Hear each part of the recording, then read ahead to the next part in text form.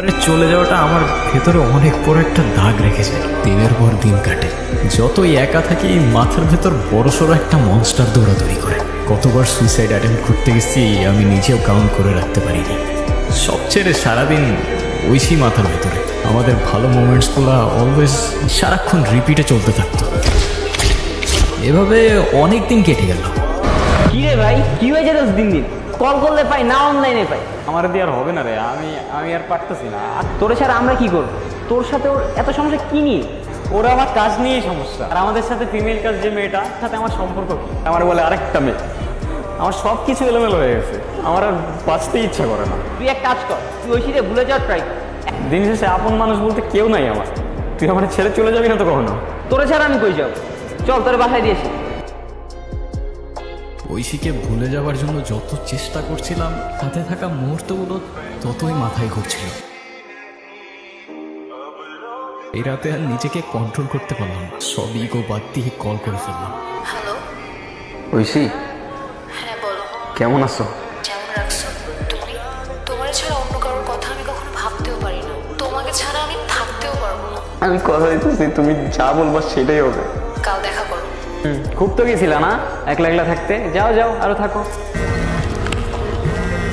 কে call দিছে?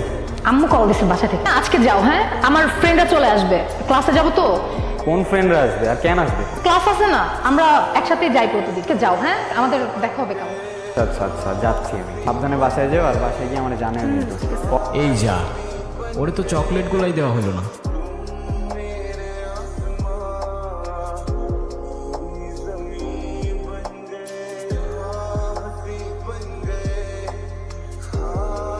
শেষবারের মতো একটা জিনিস চাইবো, একটা বার দেখা করো আমার সাথে প্লিজ। অপেক্ষা করবো।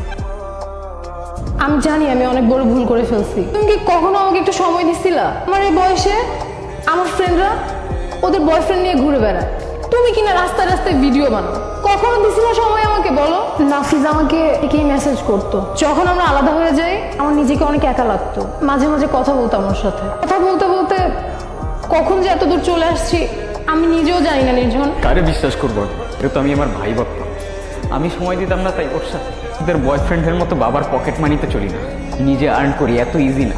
যে ছেলে ইনকাম করে না তারা গিয়ে জিজ্ঞেস করো কিভাবে ফাটে। আর আমি তোমাদের ভালোবাসছিলাম চিপাই চাপাই ঘোরার জন্য না, সারা জীবন একসাথে থাকার জন্য। তুমি কি কোনোদিনও আমাকে মাফ করতে পারবে না? আমার জায়গায় তুমি থাকলে কি করতা? আমাদের রিলেশনটা কি আর জোড়া লাগানো যায় না? তুমি রিলেশন জোড়া লাগানোর কথা বলতেছো? আমার ভাঙার ট্রাস্টটা কেমনে জোড়া লাগাবো তুমি? সরি, আমার এখন এখান থেকে চলে যেতে হবে। আমি তোমাদের সহ্য করতে পারতেছি না। দুনিয়াটা অনেক কমপ্লিকেটেড হয়ে গেছে। একদিনে ভালোবাসা, 2 দিনের ঝামেলা, 3 দিনে ব্রেকআপ নিয়ে লোনলি কিছু পোস্টার স্টোরিজ, আর 4 দিনের নতুন কেউ। চারদিকে শুধু ফেক মানুষজন নিজেদের রিয়েলনেস দেখাইতে ব্যস্ত। যতদিন তোমরা তোমাদের এই শহরের সস্তা ভালোবাসায় মেতে থাকবা ততদিন আমি আর ফিরবো না এখানে। শুধু সাথে থাকবে আমার ভাঙা ট্রাস্ট।